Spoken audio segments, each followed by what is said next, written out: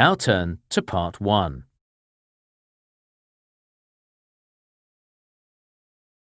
You will hear a man who works in a tourist information office talking to a woman who wants information about tours.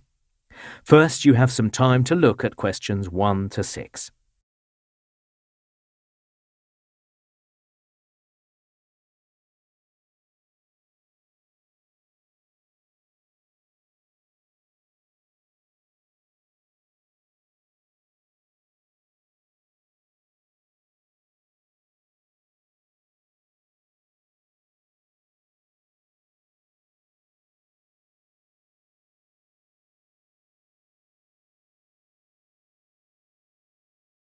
Now we shall begin. You should answer the questions as you listen because you will not hear the recording a second time. Listen carefully and answer questions 1 to 6. Morning, Kingstown Tourist Information. This is David speaking. How can I help you? Oh, hi.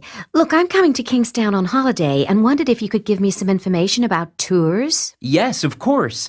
Is there anything particular you're interested in? Well, I heard there was a glowworm tour. Yes, indeed. It's $93 and lasts for 3 hours. And what are the main activities? Well, the first thing is traveling to the other side of the lake. You mean by boat? No, it's the little train that runs along the shore of the lake. It's very popular. Oh, my children will love that. And that's how you get round to the caves. This is where the glowworms live. So you spend some time exploring the caves and looking at the remarkable lights and patterns given off by the worms in the dark. That does sound interesting. And any other information? Oh, just one thing. How old are your children? 7 and 10. Why?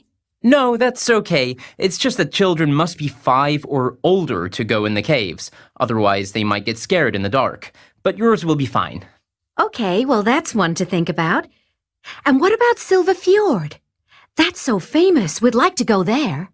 Well, a day trip costs $220. And how do we travel down to the fjord? Fly? That's a lot more expensive, I'm afraid. On this tour, you go in a coach. It's about a 2-hour drive through fantastic scenery. Do we get a break? I think my children might get a bit bored. Yes, you stop at Easton. That's to take a walk, is it? Yes, there's a nice path by the river. You stop in Easton for half an hour, so there's plenty of time. That sounds nice. So then you get down to Silver Fjord, and you really spend most of the day going for a cruise on the fjord.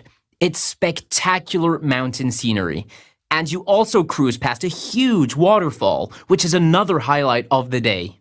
Well, that does sound amazing.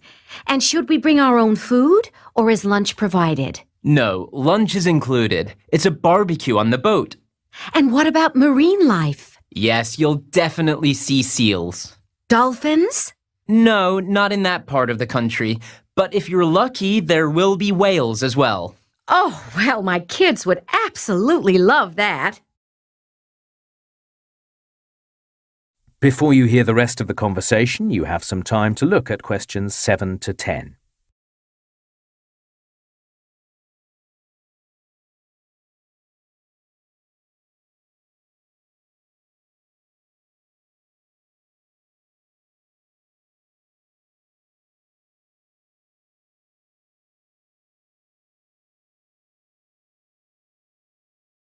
Now listen and answer questions 7 to 10. Then another popular option is the High Country Tour. That's $105. Oh, I heard about this. You visit a historic home, don't you? Yes, that's right, and they serve you lunch. Is that actually inside the house? No, at this time of year it'll be the garden, which is really pretty. Oh, I like the sound of that. Yes, it's a really great meal apparently. And what about in the afternoon? You go up and have a look around the farm. It's just close to the house. So if you're from the city, it's a chance to really see what life is like here. The High Country Tour gets excellent reviews from visitors. Great! So then what about the zip line? My children really want to do that. How much is it? The zip line is $75. And is it safe? Absolutely. You are suspended from the wire in a special harness, and then you just glide down the wire. My friend said that below you, you've got this amazing ancient forest. That's right, and it's really special to see it from above. Not something we do very often if you think about it. No, I suppose that's true. And, how fast do you go? Hang on, I've got the information here. 68 kilometers an hour. That doesn't mean much to me. What's that in miles? Oh yes, it's here. In miles per hour, it's about 43. Wow! My kids will definitely want to do that. Okay, well look, I'll just talk it over with my husband and... That is the end of part 1. You now have 1 minute to check your answers.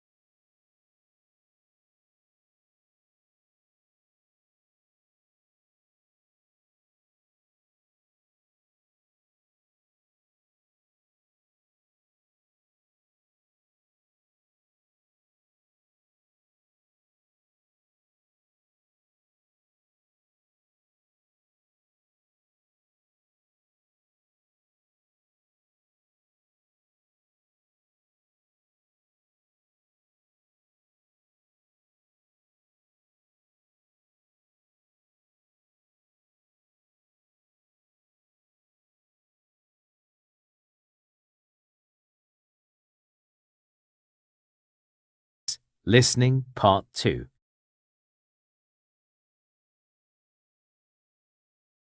You will hear a guide talking to a group of people who are visiting an open-air museum. First, you have some time to look at questions 11 to 15.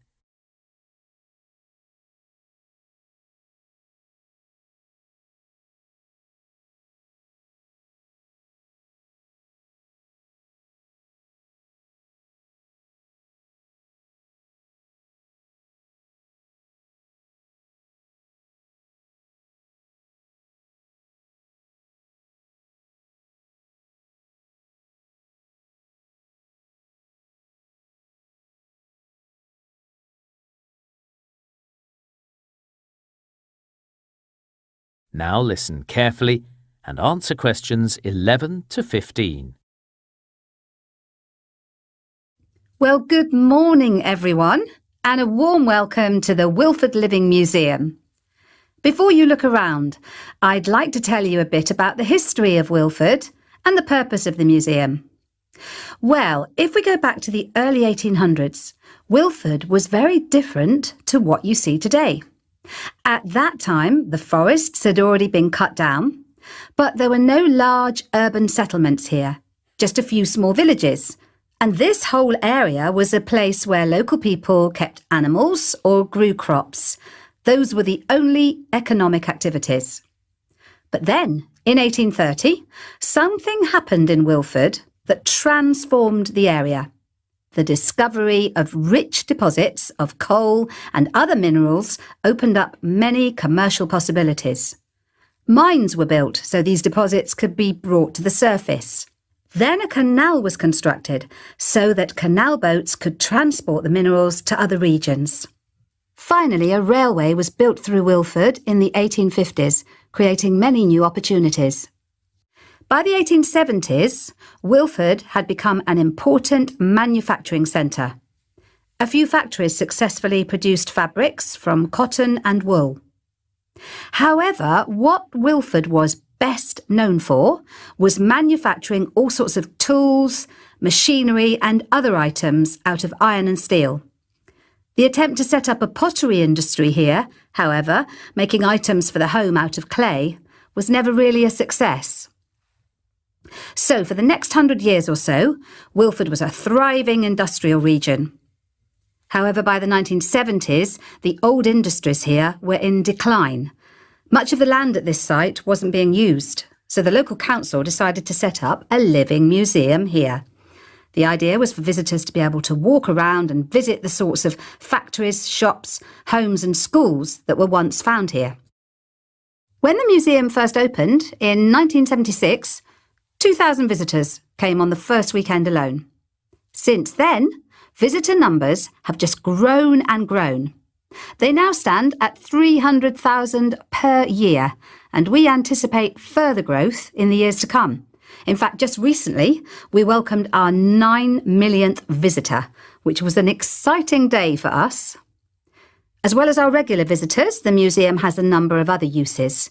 We work closely with universities, whose staff consult the range of documents and artefacts we hold here. As well as that, those making movies and television shows often come to the museum because it makes a great set for historical scenes. There's even a possibility in future we may open up the museum for weddings and other private events.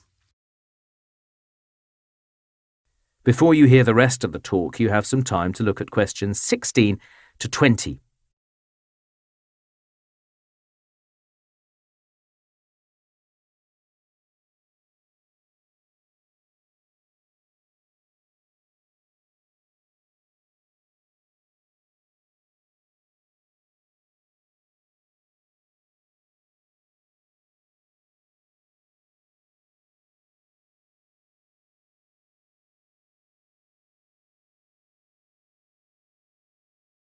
Now listen and answer questions 16 to 20. OK, so if you take out your maps, I'll just point out a few places you might like to visit. So right now, we're standing in the ticket office at the bottom of your maps. So, one place I'd recommend is the Old Bakery. This is a typical bakery from this area from about 100 years ago. To get there from the ticket office, walk up Stafford Street and then turn into Rigby Road. Walk down Rigby Road. There are a few interesting places along the way, and the Old Bakery is right next to the canal. Another interesting place is the Doctor's Surgery. This was moved here brick by brick and rebuilt on the museum site. Walk up Stafford Street until you reach the dock. You see the cafe. Walk past that and the Doctor's Surgery is just there. Cooper's Cottage is also fascinating. A worker's cottage from the 19th century. Walk up Stafford Street and take the first turning on the left. The road curves round to the west, then south as it climbs Jack's Hill. You'll pass a few little houses on the way up, and Cooper's Cottage is right on the summit of Jack's Hill. The stables are also great. This is where they kept all the horses. Again, walk up Stafford Street to the dock and turn right. Walk round the dock till you get to the canal, then cross the bridge over the canal to reach the stables. Also, be sure to visit the old school. So, walk northeast up through the museum, and it's not too far. The old school is right on the corner of Stafford Street and Rigby Road. Now, one other thing that I need to mention. That is the end of part 2. You now have half a minute to check your answers.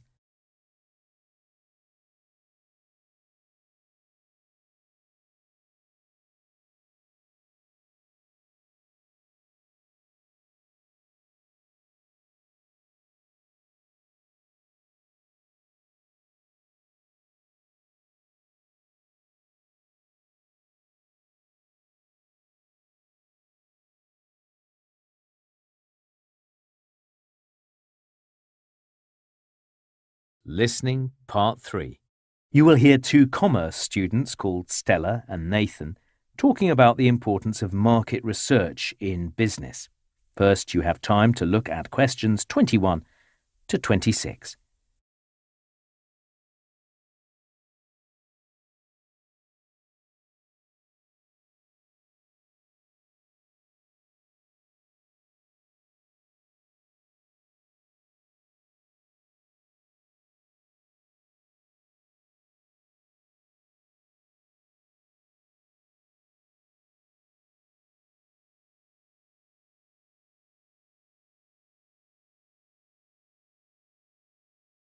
Now listen carefully and answer questions 21 to 26. Hi, Nathan. Shall we compare ideas for our assignment on market research? Good idea. So first in the assignment, I think we should explain what market research is. One definition I found was this: gathering information about consumers' needs and preferences. I like that. Nice and clear. So then, we need to establish the benefits of market research. Why do it? I read that many business people think it's about finding the next market they can exploit, but it's more complex than that. I agree. To me, it's about unpredictability. Markets can change unexpectedly, but if you've done research, you can minimise the chance that something will go wrong in your own business. That's a really significant point. You may also learn the most effective means of promoting your business. But that depends on the business. It's not a general advantage. No, you're right. But I do think the sums you invest in market research, you'll see a return on that eventually. That's it exactly. Great point.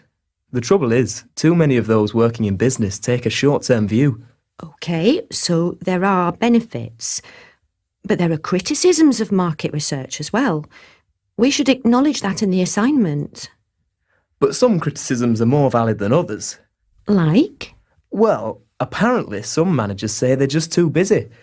But that's a poor excuse. Maybe they think they already know everything they need to know. Maybe they do, but that's an issue with them, not with market research. OK, fair enough. But I read an interesting study out of the USA showing that the results of a lot of market research are just unreliable. The supposed developments identified by the research never occur. Yes, that's a good point. Then another question is, can businesses actually see if market research is working? I mean, is it possible for a business to say categorically that increased profits resulted from market research? But that's a criticism of how businesses are structured, not research itself. Yeah, OK. Though you've got to admit, market researchers love jargon. These are examples from one report I read. Psychographics, cool hunting, and asynchronous research.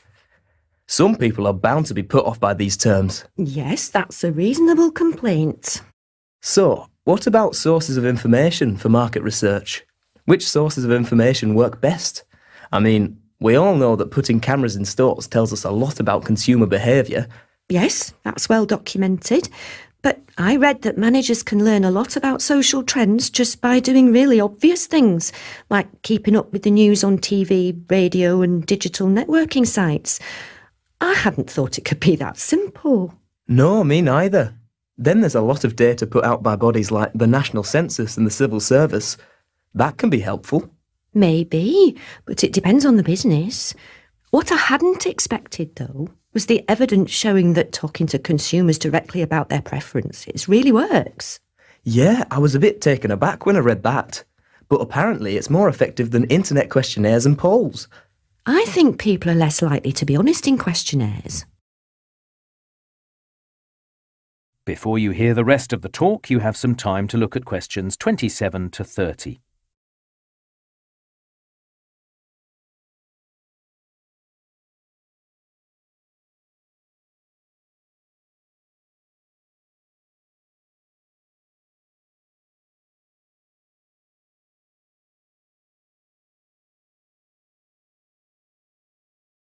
Now listen and answer questions 27 to 30.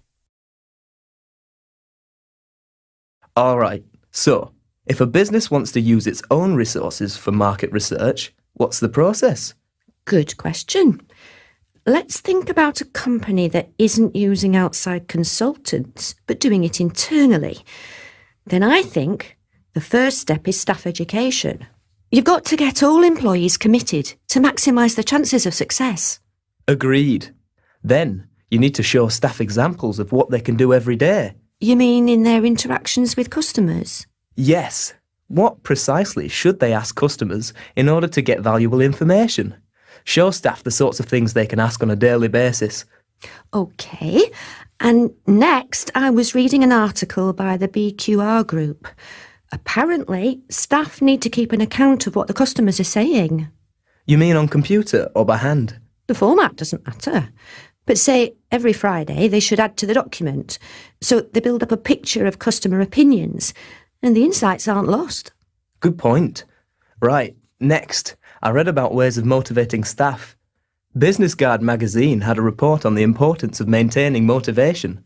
So, what? By looking ahead and deciding what to do next? Well, in fact, Business Guide's approach is to get your staff together around a table as frequently as possible to discuss their findings. That sounds like a good approach. Next, you need to provide detailed feedback about any changes you decide, so everyone can see the outcomes of the research. Nice idea. Then you have to ensure continued participation by the staff. You want market research to be ongoing, not just a one-off. Oh, this is the idea of delegating, so that each staff member is accountable for market research in one area of the business. Yeah, exactly. And then another aspect of this is the fact... That is the end of part 3. You now have half a minute to check your answers.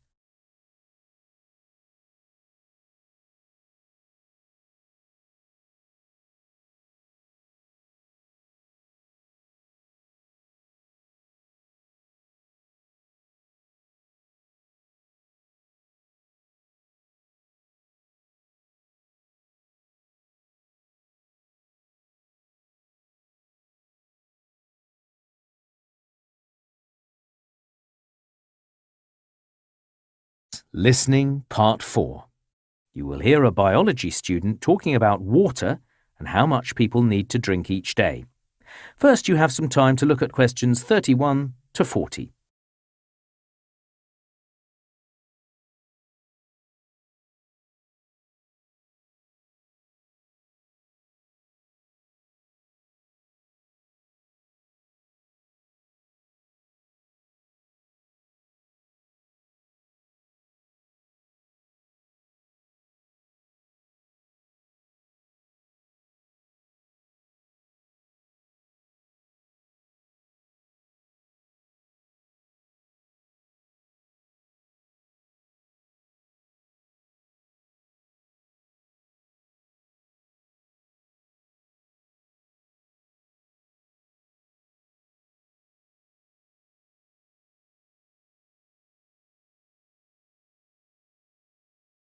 Now listen carefully and answer questions 31 to 40.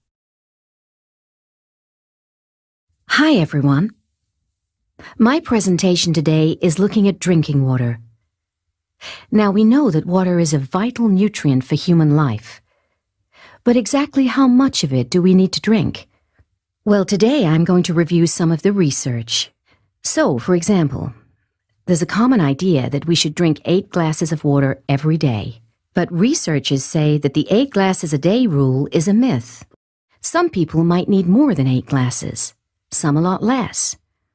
The only group for whom the rule is useful seems to be the elderly, because they don't always feel thirsty, even when their bodies are actually short of water. So for them, 8 glasses a day might be a good rough guide. Okay, let's look next at what effects water has on the body. One issue of interest is weight loss. And there are lots of theories about this. It's been claimed that dieters should drink more at nighttime, or drink when they first wake up. But there's no research to back this up. But actually, there is some evidence from studies to show that subjects who drank a lot of water and then had their meals lost more weight. But that may only be because the water filled them up and reduce their appetites. I also read some of the research done by Dr. Amaldi, who's looked in depth at this whole issue of drinking water. And one of his studies does support the common claim that water is good for the stomach. In particular, it seems to increase the rate at which digestion takes place, which overall has a number of health benefits. Another interesting study I read about took place in the US, and this one was investigating the effects of dehydration. That is, not having enough water in the body. And what the US study indicated was that when a subject was low on water, their body's ability to regulate its own temperature was compromised, compared to a properly hydrated subject. Now there's another frequent claim about water that I was interested in looking into. But in my reading anyway, I could find no evidence at all to support the idea that hydration improves or enhances the skin in any specific way. So that claim may be a bit of a myth as well. Another interesting aspect of this concerns the brain. And I read about a couple of research studies investigating how water intake may affect brain function. In the first study, the research subjects were female, and the less hydrated group were affected more frequently by headaches compared to those who drank more water.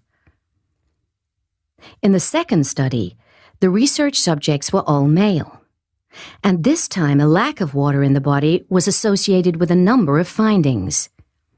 In particular, the subjects in this group reported increased feelings of anxiety when dehydrated.